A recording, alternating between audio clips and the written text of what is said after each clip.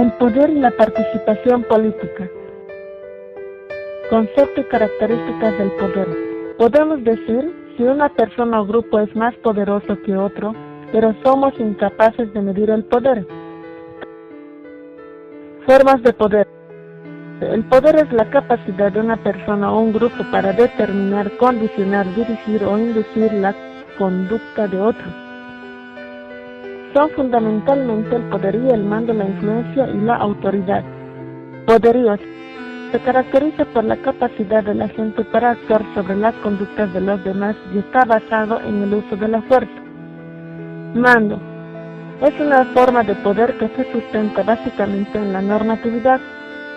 Influencia. Esta forma de poder tiene su base más sólida en una motivación psicológica y subjetiva por parte del sujeto cuya conducta se condiciona o induce. Autoridad. Esta manifestación del poder se encuentra en el último peldaño de una escala de valores de mayor a menor fuerza coactiva. Se encuentra en los límites de la noción de poder, pues con mayor frecuencia se presenta solo con capacidad potencial, poder en general y poder político en lo particular. De este modo, el poder político es aquel que se manifiesta con relación a la acción en el interior de un grupo o de diversos grupos entre sí, siempre que dichas acciones tengan un impacto, así sea mismo, en las relaciones generales de la colectividad en la que tales grupos se encuentran inmersos. Estructura del poder político.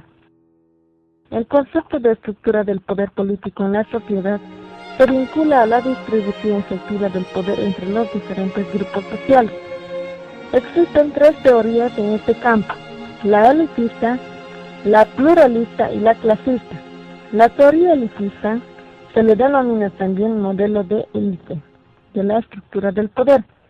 El italiano Gaetano Mosca, el primero en hacer una exposición sistemática de la concepción elitista de la distribución del poder, afirma este autor que en todas las sociedades del poder aparecen dos clases, una que gobierna y otra que es gobernada.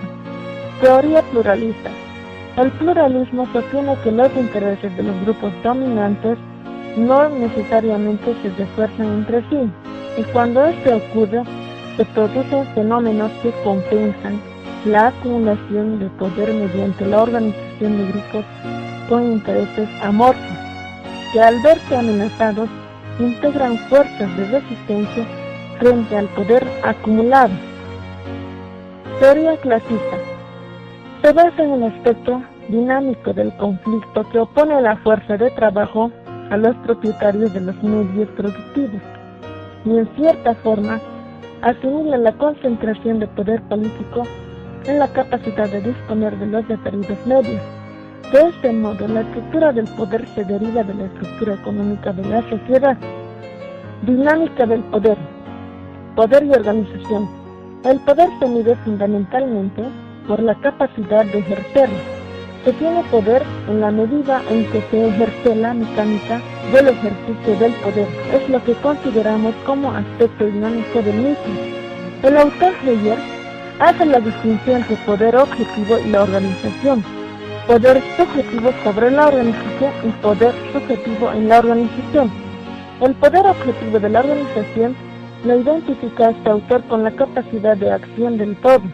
El poder subjetivo sobre la organización es, según Heyer, el que decide sobre el ser y la forma de la organización, y el poder subjetivo en la organización entraña la cuestión de la jerarquía de los que efectivamente ejercen el poder. Relación mando-obediencia es aquel que constituye la columna vertebral de las relaciones de poder político en la sociedad. Además, en el análisis político se vincula concretamente a una organización normativa del poder político. Poder y derecho. El derecho constituye el instrumento a través del cual el poder se organiza y se expresa cotidianamente en una colectividad. Esta interrelación dialéctica entre poder y derecho explica también las características que hacen posible el mantenimiento de la relación mando-obediencia.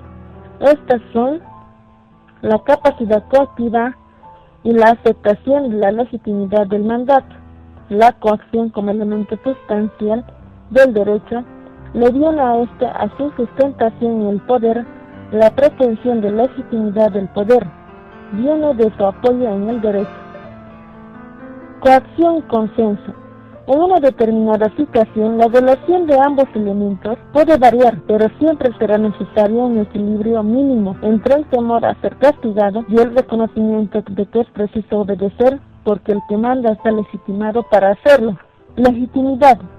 Esta adquiere así una dimensión fundamental para explicar por virtud de la cual el hecho de que unos mandan y otros obedecen. La noción de legitimidad supone un sistema colectivo de valores sobre el cual se levanta la creencia generalizada de que deben observarse las normas y en consecuencia obedecer a aquellos que las aplican. Weber distingue tres tipos de legitimidad según su origen: la legal racional, que se sustenta en la existencia de un orden legal establecido objetivamente de acuerdo con las reglas de la razón; la tradicional, que se apoya en la creencia de que las normas valen en función de su acatamiento reiterado y que los gobernantes están investidos de una autoridad originada en esas mismas normas inveteradamente respetadas. La ideología liberal, por ejemplo, se apoya en la consideración de que todos los hombres nacen libres e iguales.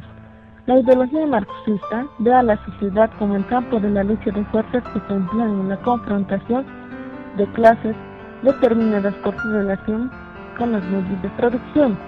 La ideología dominante lo hace para prevalecer como tal, aduciendo el carácter legítimo del poder que en ella se sustenta. Las ideologías impugnadoras, para atraerse partidarios que hagan posible modificar las relaciones de poder que les son adversas. La función de la ideología como arma política es trascendental. Participación política. La cultura política, los autores Arnold y Power, la cultura política como el patrón de orientaciones y actitudes individuales hacia la política entre los miembros de un sistema político. Existen tres diferentes orientaciones cognoscitivas, constituidas con los conocimientos que tienen acerca de las cuestiones políticas. Orientaciones efectivas, que son sus sentimientos o sensaciones de vinculación de rechazo con relación a las propias cuestiones políticas. Y orientaciones evaluativas, tres clases de cultura política. Cultura política localista, en la que caracteriza a los individuos que manifiestan muy poco interés o ninguno con respecto al sistema político nacional. Cultura política de súbdito, que caracteriza a los ciudadanos que se saben integrantes de un grupo político nacional, acatan sus normas y aceptan los beneficios generales que les proporcionan, pero se muestran poco interesados en asumir una posición activa para influir en el sistema. Cultura política de participante, en la que se presentan los individuos que muestran una orientación dirigida hacia la integración de los procesos políticos. Socialización política, que el proceso de socialización política se inicia en el contexto familiar y que de hecho no se detiene durante la vida, continúa en la escuela, en el trabajo y a través de las distintas relaciones que se establecen en el transcurso de la existencia. Apatía política. En la parte inferior de una posible escala de participación se encuentra la postura que hemos denominado apatía política. Esta se caracteriza por la falta de interés en las cuestiones políticas. Roles y reclutamiento político. Cada circunstancia de participación política implica la adopción de un rol, el que se asume a través de diversos procedimientos. Estos procedimientos constituyen los mecanismos de reclutamiento para los roles políticos, los cuales pueden ser de distinta índole, como la elección entre compañeros, la designación por una autoridad superior, la presentación de un examen de aptitud. A nuestro juicio, sería mejor hablar de criterios objetivos y subjetivos. Los objetivos se sustentan en consideraciones impersonales y en el acatamiento de reglas igualitarias por parte de los aspirantes. Los subjetivos atienden a motivos de carácter personal condicionados por el efecto, la conveniencia o la tradición.